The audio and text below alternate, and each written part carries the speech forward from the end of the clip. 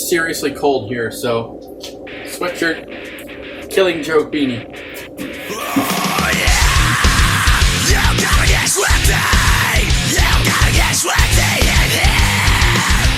It's time to get sweaty. This video is brought to you by CyberGameway, with an emphasis on exposing streamers of all types, as well as exploring business relationships with partnered websites and service providers. CyberGameway is the place you want to be for streaming gamers who want that sub bump. To apply for membership or sponsorship, head over to cybergameway.com. One of the things that I didn't mention before about this project is that I'm adding two things, and this is sort of like kind of not an FU to some of the other reviewers, but I've actually had a good experience with Wish.com. And here's the thing: everyone knows that you don't order a GPU from Wish. That's kind of a given. But there are certain things that if you're picky, you can actually get some good stuff, like this. This is a card reader, which goes into your USB. It's also got Molex for some reason, and two SATA ports. Not to mention it goes into the USB and the audio on your motherboard if you still use that thing.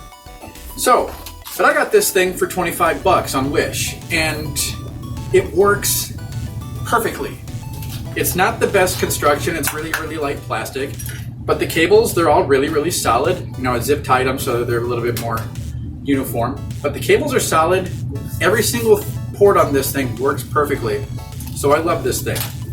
25 bucks on Wish. And here's another thing that I got. It's a drawer. This thing actually is built pretty solidly. So it's aluminum, it's spring loaded, and you can put your thumb drives in here. Now, like I said, you know, you don't want to buy a GPU on Wish. Everybody knows that. You can buy SSDs, they're just fine. You can buy micro SD cards from Huawei. Those are just fine. Huawei is one of the biggest companies in the world. As long as you're not, you know, going super big on the tech, you know, a GPU, a motherboard, things that you know that there's, you know, certain companies that you want to trust, you can get away with some pretty cool stuff.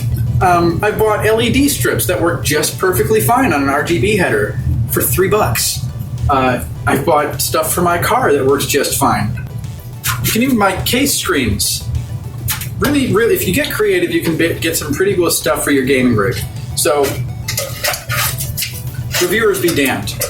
I've actually had some good experiences with, because I did not try to build a $2,000 gaming PC with Chinese imported stuff. Oh, one other thing about China. You might have noticed in the beginning of the last video that I had a few of the GPUs that I've had over the past couple of years sitting in the background. One of them is actually a Chinese company called Palit, which, if you've never heard of Palit, you might want to take a look at it because they're competitively priced. You can find them on eBay. You can't get it in the States because they don't have a foothold in the market, but you can get them on eBay. Ship them here from, you know, Kazakhstan or one of the stands, or the UK, where they do have a sizable chunk of the market. Palit's been around for a very long time, and as much, if not longer, than, you know, some of the major brands. To me, they work just as well and they look a lot better. Hold that thought. So this is a Palit Jetstream GTX 670. I had this in one of my older PCs.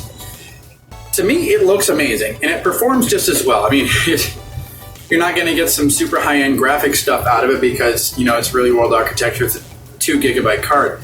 But to me, GPUs these days, they all look like electric shavers. I don't like the design, and something like this, where it's sort of timeless and sleek, that works just as well as an Asus or an EVGA. So, check them out.